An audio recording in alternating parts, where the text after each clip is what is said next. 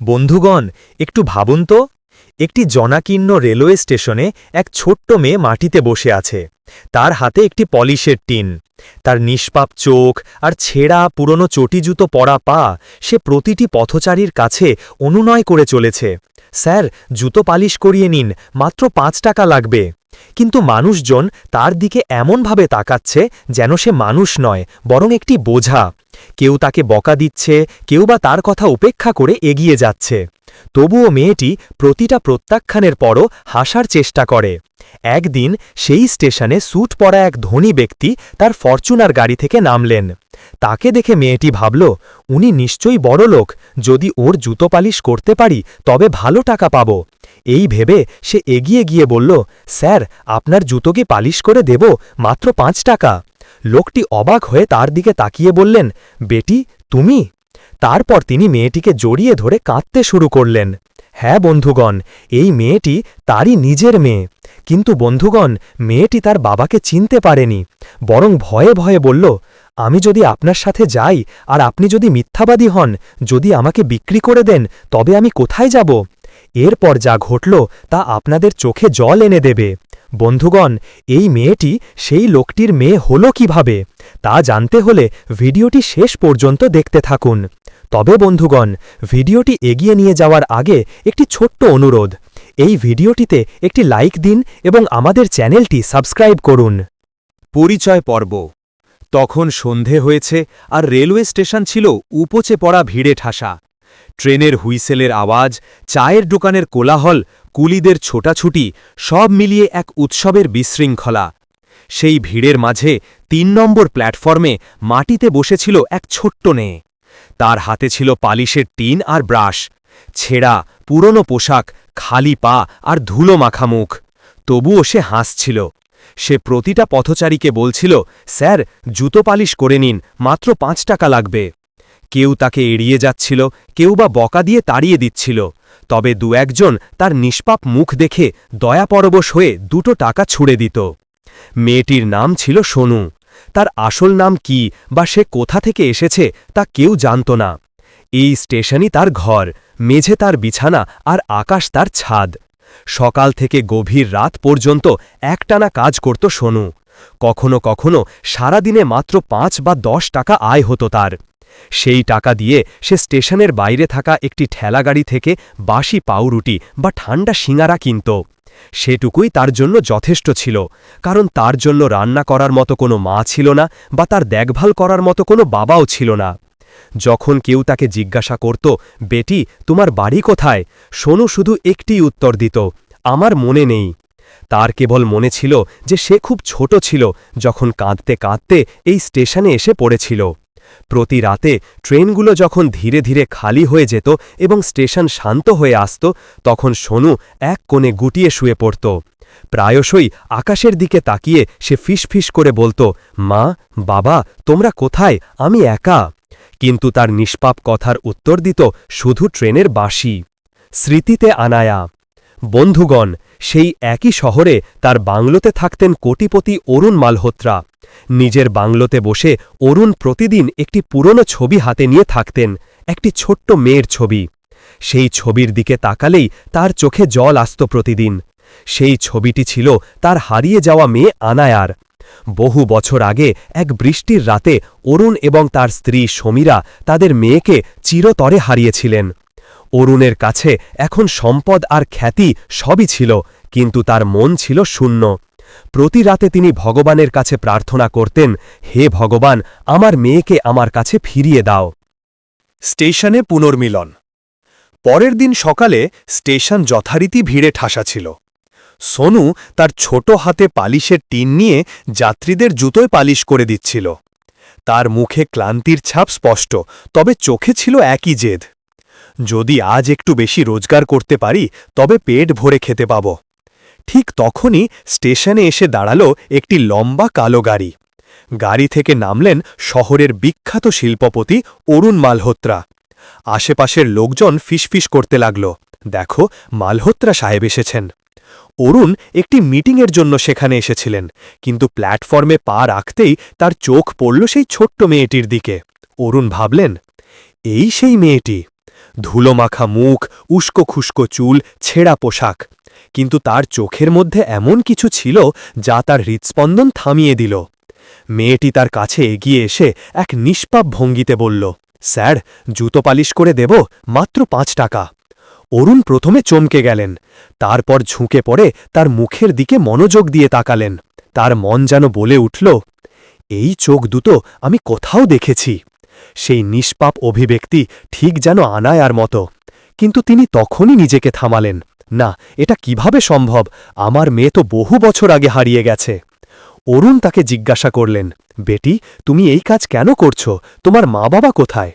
সোনু এক মুহূর্ত তার চোখের দিকে তাকিয়ে আস্তে করে বলল, আমি জানি না স্যার, যতদূর মনে পড়ে আমি এখানে আছি, স্টেশনই আমার মা। অরুণের মনে হল যেন কেউ তার হৃদয়টা সজোরে চেপে ধরেছে। তার চোখে জল এসে গেল। তিনি পকেট থেকে তৎক্ষণাৎ কিছু নোট বের করে সোনুকে দিয়ে বললেন, এই নাও বেটি, আর আজ বিশ্রাম নাও। সোনু টাকা ফিরিয়ে দিয়ে বলল, না স্যার, আমি ভিক্ষা নিই না। যদি টাকা দিতে চান তবে আমার জুতো পালিশ করিয়ে নিন। আমি আমার শ্রমের জন্য টাকা চাই, বিনামূল্যে নয়। এই কথা শুনে অরুণ অবাক হয়ে গেলেন। এত ছোট মেয়ের মুখে এত বড় কথা। তিনি অনেকক্ষণ তার দিকে তাকিয়ে রইলেন। অরুণের মনে প্রশ্ন জাগতে লাগল, এ কি আমার মেয়ে হতে পারে? না, তা কিভাবে সম্ভব? কিন্তু তার হৃদয়ের গভীরে আশার এক স্ফুলিঙ্গ জ্বলে উঠল। তিনি তার অ্যাসিস্ট্যান্টকে বললেন, এই মেয়েটির ওপর নজর রাখো, আমি ওর সম্পর্কে সব কিছু জানতে চাই। অনুসন্ধানের পথ। সেই রাতে অরুণ নিজের ঘরে বসে অনেকক্ষণ ছবি দেখলেন। তিনি পুরনো অ্যালবাম খুললেন। আনায়ার ছোটবেলার ছবিগুলো তার সামনে, সেই গোল চোখ, সেই নিষ্পাপ হাসি। আর তারপর তার স্টেশনের মেয়েটির চোখ মনে পড়ল। না, এটা কোনোভাবেই কাকতালীয় হতে পারে না। অরুণের মন মানতে রাজি হচ্ছিল না যে এই মেয়েটি একজন অপরিচিত। এদিকে সোনুও নিজের ছোট্ট কোণে বসেছিল। সে তার টাকা গুনল।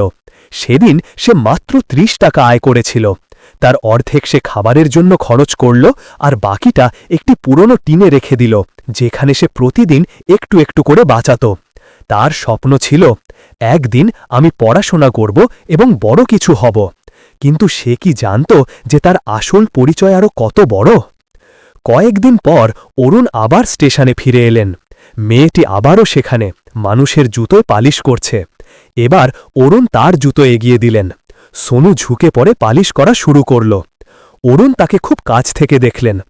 যতবার সোনু ব্রাশ করার জন্য সামনে ঝুঁকল, তার চুল মুখের ওপর এসে পড়ল। সেই দৃশ্য দেখে অরুণের হৃদয় ছিন্ন ভিন্ন হচ্ছিল। তিনি আস্তে করে জিজ্ঞাসা করলেন, বেটি, তোমার নাম কি? সোনু হাসি মুখে উত্তর দিল, সোনু। অরুণ জমে গেলেন। সোনু, আনায়াকে আমরা আদর করে এই নামে ডাকতাম। তার চোখ জলে ভরে গেল। তার হৃৎস্পন্দন দ্রুত হল। কাঁপতে থাকা ঠোঁটে তিনি জিজ্ঞাসা করলেন, বেটি, তোমার নাম সোনু, এই নাম তোমাকে কে দিয়েছে? মেয়েটি নিষ্পাপ হাসি হেসে বলল, জানি না স্যার, যখন থেকে মনে আছে সবাই আমাকে সোনু বলেই ডাকে। আমার আসল নাম কেউ কখনো বলেনি। এই কথা শুনে অরুণের পায়ের নিচের মাটি সরে গেল। মনে হল যেন কানে বোমা ফাটল। তিনি সঙ্গে সঙ্গে অতীতে ফিরে গেলেন। অতীত দিনের কথা। বহু বছর আগে অরুণ এবং তার স্ত্রী সমীরা সুখ শান্তিতে ভরা একটি বাড়িতে থাকতেন। অরুণ তার কঠোর পরিশ্রম ও নিষ্ঠা দিয়ে কোটি কোটি টাকার কোম্পানি তৈরি করছিলেন। তাদের 5 বছরের মেয়ে আনায়া ছিল বাড়ির প্রাণ। তার নিষ্পাপ হাসি আর তোতলামো কথা পুরো বাড়িটাকে আলোকিত করে রাখত। একদিন সন্ধ্যায় অরুণ ব্যবসার কাজে বাইরে গিয়েছিলেন। সমীরা আনায়াকে নিয়ে মন্দিরে গিয়েছিলেন। মন্দিরের বাইরে ভিড় ছিল। সমীরা পেছনে ফিরে দেখলেন আনায়া ঠিক তার পাশেই আছে, কিন্তু পরের মুহূর্তে সে উধাও। আনায়া, আনায়া! সমীরা চিৎকার করে কেঁদে উঠলেন। লোকজন জড়ো হল, পুলিশ ডাকা হল, কিন্তু মেয়েটির কোনো চিহ্ন পাওয়া গেল না। সেই ঘটনা অরুণ এবং সমীরার জগৎ ভেঙে দিয়েছিল। অরুণ মনে করলেন তার সমস্ত সম্পদ আর জাঁকজমক অর্থহীন। তিনি প্রতিদিন প্রতিজ্ঞা করতেন তার মেয়েকে খুঁজে বের করবেন। পুলিশ বলেছিল তাকে হয়তো অপহরণ করা হয়েছে, কিন্তু বছরের পর বছর খোঁজার পরেও আনায়ার কোনো হদিশ পাওয়া গেল না। ধীরে ধীরে জীবন চলল, কিন্তু সেই ঘটনা তাদের সম্পর্কে ফাটল ধরিয়েছিল। সমীরা মনে করতেন অরুণ তাদের নিরাপত্তার দিকে মনোযোগ দেননি।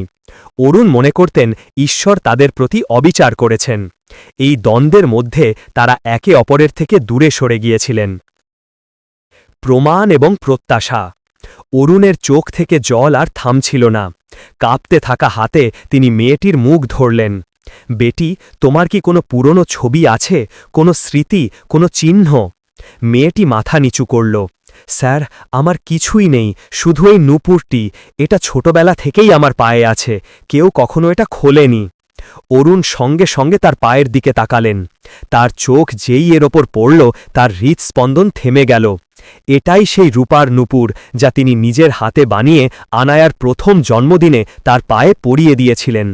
তার শ্বাস থেমে গেল, চোখ বড় হয়ে গেল। তার মনে হল যেন বুক ফেটে বেরিয়ে আসবে তার হৃদয়। ও গড, এই তো আমার আনায়া! অরুণ কাঁদতে কাঁদতে ভেঙে পড়লেন। মেয়েটি অবাক হয়ে তার দিকে তাকাল। অরুণ হাঁটু গেড়ে মাটিতে বসে পড়লেন, তার মুখ জলে ভেজা। কাঁপানো কণ্ঠে তিনি বললেন, বেটি, তুমিই আমার আনায়া, আমার হারিয়ে যাওয়া পুতুল। এই নূপুরটি দেখো, আমি নিজের হাতে তোমার পায়ে পরিয়ে দিয়েছিলাম। তুমিই আমার মেয়ে, বেটি। মেয়েটির নিষ্পাপ চোখ ছিল সংশয়ে ভরা। সে আস্তে আস্তে পিছিয়ে গেল। না না স্যার, আপনি ভুল করছেন। আমি আনায়া নই, আমি শুধু সোনু, পেটের জন্য ট্রেনের কামরায় জুতো পালিশ করি। আমার কোনো মা বাবা নেই। এই কথা শুনে অরুণের হৃদয় আরও ভেঙে গেল। তিনি হাত জোর করে বললেন, বেটি, তুমি হয়তো আমাকে চিনতে পারছো না, কিন্তু আমার রক্ত মাংসে আমি তোমাকে চিনতে পারছি। তোমার মুখের প্রতিটি নিষ্পাপ অভিব্যক্তি আমার চোখে আঁকা। ভিড় ধীরে ধীরে জমতে শুরু করল। মানুষজন দৃশ্যটি দেখতে লাগল। কেউ বলল, দেখো, এই কোটিপতি এক জুতো পালিশ করা মেয়ের জন্য কাঁদছেন। অন্য কেউ বলল, হয়তো সত্যি তার হারিয়ে যাওয়া মেয়ে। কিন্তু মেয়েটি ভয় পেয়ে গেল। সে হাত ছাড়িয়ে নিয়ে কাঁপতে কাঁপতে বলল, না, আমাকে যেতে দিন। আপনিও সকলের মতো প্রথমে ভালোবাসা দেখান, তারপর মারেন। আমাকে একা ছেড়ে দিন। এই কথা শুনে অরুণের মনে হল যেন হাজার ছুরি বিঁধে গেল। তার চোখ স্থির হয়ে গেল। তিনি তার মুখ ধরার চেষ্টা করলেন, কিন্তু মেয়েটি দ্রুত দৌড়ে গিয়ে স্টেশনের ভিড়ে হারিয়ে গেল। অরুণ মাটিতে লুটিয়ে পড়লেন। তার ঠোঁট থেকে শুধু একটা নামই বেরোল, আনায়া, আনায়া। সেই রাতে অরুণের শান্তিতে ঘুম হল না। সেই মুখটি কেবলই তার মনে ঘুরতে লাগল। তার নিষ্পাপ হাসি, সেই নূপুর, সেই নাম সোনু। তার মনে কোনো সন্দেহ ছিল না। এই মেয়েটি আমার আনায়া। পুরো পৃথিবী যদি আমাকে পাগল বলে, তবুও আমি তাকে বাড়ি নিয়ে আসব। সকাল হতেই অরুণ স্টেশনের দিকে রওনা হলেন। রাতের অস্থিরতা তার চোখকে ফোলা করে দিয়েছিল, কিন্তু হৃদয় ছিল এক অদ্ভুত জোর। ভিড়ের প্ল্যাটফর্মে তিনি সব দিকে চোখ রাখলেন। সে কোথায় গেল? এটা কি স্বপ্ন ছিল? কিছুক্ষণ পর তিনি তাকে এক কোণে বসে থাকতে দেখলেন। ছেঁড়া পুরনো পোশাক, ধুলো মাখা মুখ, আর তার ছোট হাতে সে জুতোয় ব্রাশ করছে। অরুণের চোখে স্ফুলিঙ্গ এলো। তিনি তার দিকে ছুটে গেলেন। আনায়া, বেটি! মেয়েটি দ্রুত অরুণের দিকে তাকাল। তার মুখে ভয় এবং রাগ উভয়ই ছিল। আপনি আবার এসেছেন? কেন আমার পিছু নিচ্ছেন? আমি আপনাকে বলেছি আমি আপনার মেয়ে নই। অরুণ তার সামনে হাত জোড় করলেন। বেটি, শুধু একবার আমার কথা শোনো। তুমি যদি আমার আনায়া না হও, আমি শপথ করে বলছি তোমাকে আর কখনো বিরক্ত করব না। শুধু আমাকে সত্যিটা জানতে দাও। মেয়েটি চুপ হয়ে গেল। তার নিষ্পাপ চোখে ছিল এক অদ্ভুত ক্লান্তি। সত্যি? কি সত্যি? আমি তো আমার আসল নামও জানি না। যারা আমাকে বড় করেছে তারা কেবল বলেছিল যে তারা আমাকে রেলওয়ে প্ল্যাটফর্মে একা পড়ে থাকতে দেখেছিল। হয়তো আমার মা বাবা আমাকে ফেলে দিয়েছে। এই কথা শুনে অরুণের চোখে আবারও জল এলো। না বেটি, তোমার মা বাবা তোমাকে খুব ভালোবাসতেন। তারা কখনো তোমাকে ফেলে দিতে পারত না। তুমি হারিয়ে গিয়েছিলে, আর আমি আজ পর্যন্ত তোমাকে খুঁজছি। ভিড় আবারও জমতে শুরু করল। লোকজনেরা ফিসফিস করছিল, এই কোটিপতি পাগল হয়ে গেছেন নিশ্চয়ই। না ভাই, তার চোখের দিকে দেখুন। কোনো বাবা এমন মিথ্যা কান্না কাঁদে না। অরুণ আস্তে করে মেয়েটিকে বললেন, যদি তুমি চাও তবে আমরা একটা পরীক্ষা করাতে পারি। একটি ডিএনএ পরীক্ষা সব কিছু প্রমাণ করে দেবে। আর তুমি যদি আমার মেয়ে না হও, আমি তোমাকে আর কিছু বলবো না। কিন্তু তুমি যদি আমার আনায়া হও, আমি তোমাকে এই নরক থেকে বের করে আমার বাড়িতে নিয়ে যাব। মেয়েটির হৃদয়ে আলোড়ন শুরু হল। সে চুপ করে অরুণের দিকে তাকাল। নিজের বলে কাউকে ডাকার আনন্দ সে কখনো জানত না, কিন্তু তার মনে ভয়ও ছিল। যদি এই লোকটি মিথ্যা বলছে, যদি সে তাকে ঠকিয়ে বিক্রি করে দেয়। সে আস্তে করে বলল, আমি যদি আপনার সাথে যাই আর আপনি যদি মিথ্যাবাদী হন, তবে আমি কোথায় যাব? অরুণ তার মুখ ধরে বললেন, বেটি, আমি ভগবানের কসম খাচ্ছি, আমি তোমাকে কখনো ধোঁকা দেব না। তুমি আমার মেয়ে নাও হও, আমি তোমাকে আমার মেয়ে হিসাবেই রাখব। এই কথা শুনে মেয়েটির চোখ জলে ভরে গেল। জীবনে প্রথমবার সে কারো কণ্ঠে সত্য আর যন্ত্রণা অনুভব করল। কাঁপানো কণ্ঠে সে বলল, স্যার, আমি জানি না আমি সত্যি আপনার মেয়ে কিনা, তবে এই প্রথম কেউ আমার দিকে এমনভাবে তাকাল। এই প্রথম কেউ বলল যে সে আমাকে কখনো ছেড়ে যাবে না। পুনর্মিলন। অরুণ তার হাত ধরলেন। আনায়া, তুমি বিশ্বাস করো বা না করো, আমার হৃদয় বলছে তুমিই আমার হারানো মেয়ে। চলো আমার সাথে, আমরা একসাথে সত্যিটা জেনে নেব। মেয়েটি আস্তে করে মাথা নিচু করে রাজি হল। অরুণ তাকে তার গাড়িতে নিয়ে গেলেন। ভিড় তখনও দাঁড়িয়েছিল। কেউ প্রার্থনা করছিল, কেউ সন্দেহের চোখে দেখছিল। গাড়িতে ওঠার সময় মেয়েটি জানালার দিকে তাকাল। তার চোখে ভয়ও ছিল, তবে এক অদ্ভুত আশাও ছিল। পথে অরুণ তার দিকে তাকিয়ে রইলেন। তার চোখে ছিল কেবল একটিই আকাঙ্ক্ষা, যত তাড়াতাড়ি সম্ভব প্রমাণ করা যে সে সত্যিই তার আনায়া। গাড়ি যখন হাসপাতালের গেটে থামল, মেয়েটি আলতো করে অরুণের হাত ধরল। যদি আমি আপনার মেয়ে হই, আপনি কখনো আমাকে ছেড়ে যাবেন না তো? অরুণের চোখ জলে ভরে গেল। তিনি তার কপালে চুমু খেয়ে বললেন, বেটি, তুমি যদি আমার আনায়া হও, আমি তোমাকে কখনো চোখের আড়াল হতে দেব না। আর তুমি যদি আমার আনায়া নাও হও, তবুও আমি তোমাকে আমার মেয়ে হিসাবেই রাখব। এই কথা শুনে মেয়েটির চোখ জলে ভরে গেল। এই প্রথম সে মন খুলে হাসল। অরুণ তার মাথায় হাত বুলিয়ে বললেন, এখন যা হবে আমরা দুজনে একসাথে মোকাবেলা করব। হাসপাতালে পরীক্ষার জন্য নমুনা দেওয়া হলো। অরুণের বুক ঢিপ ঢিপ করছিল। প্রতিটি সেকেন্ড যেন অনন্তকাল মনে হচ্ছিল। অবশেষে রিপোর্ট এলো। ডাক্তার ফাইলটি খুলে হাসলেন এবং বললেন, মিস্টার অরুণ, অভিনন্দন, এই মেয়েটি সত্যিই আপনার মেয়ে। এই কথা শুনে অরুণের চোখ থেকে জল গড়িয়ে পড়ল। তিনি মেয়েটিকে সজোরে জড়িয়ে ধরলেন। আনায়া, আমার পুতুল, তুমি সত্যিই আমার মেয়ে। মেয়েটি কাঁদতে কাঁদতে তার বুকে আঁকড়ে ধরল। বাবা, সত্যিই আমার বাবা। সেই মুহূর্তে অরুণের প্রথম কাজ ছিল সমীরাকে ফোন করা। বহু বছরের রাগ আর দূরত্ব ভুলে গিয়ে তিনি শুধু বললেন, সমীরা, আনায়াকে পাওয়া গেছে, আমাদের মেয়েকে পাওয়া গেছে। ফোনে নীরবতা ছড়িয়ে গেল। তারপর এলো কান্নার আওয়াজ। সমীরার চোখ থেকে গলে গেল বহু বছরের যন্ত্রণা। মুহূর্তের মধ্যেই সমীরা হাসপাতালে পৌঁছে গেলেন। আনায়াকে দেখেই তিনি পাগলের মতো তার দিকে ছুটে গেলেন। আনায়া, আমার মেয়ে! মা মেয়ের পুনর্মিলনে পুরো হাসপাতাল আবেগে আপ্লুত হল। আনায়া তার মায়ের কোলে ফুপিয়ে ফুপিয়ে কাঁদছিল। মা, আমি ভেবেছিলাম তোমরা আমাকে ফেলে দিয়েছ। না আমার পুতুল, আমরা প্রতিদিন তোমাকে খুঁজেছি। জীবন আমাদের আলাদা করে দিয়েছিল, কিন্তু ভগবান আমাদের আবার মিলিয়ে দিলেন। সমাপ্তি। পরিবারের পুনর্মিলন। অরুণ, সমীরা এবং আনায়া। বছরের পর বছর পর তারা একসাথে দাঁড়ালেন। মানুষজন হাততালি দিচ্ছিল, কেউ কেউ প্রার্থনা করছিল। অরুণ আকাশের দিকে তাকিয়ে আস্তে করে বললেন, ধন্যবাদ ঈশ্বর, তুমি আমাদের আবার এক করে দিলে। আনায়া দুজনের হাত শক্ত করে ধরল। আমরা এখন আর কখনো আলাদা হব তো বাবা? অরুণ আর সমীরা একসাথে বললেন, কখনো না বেটি, কখনো না।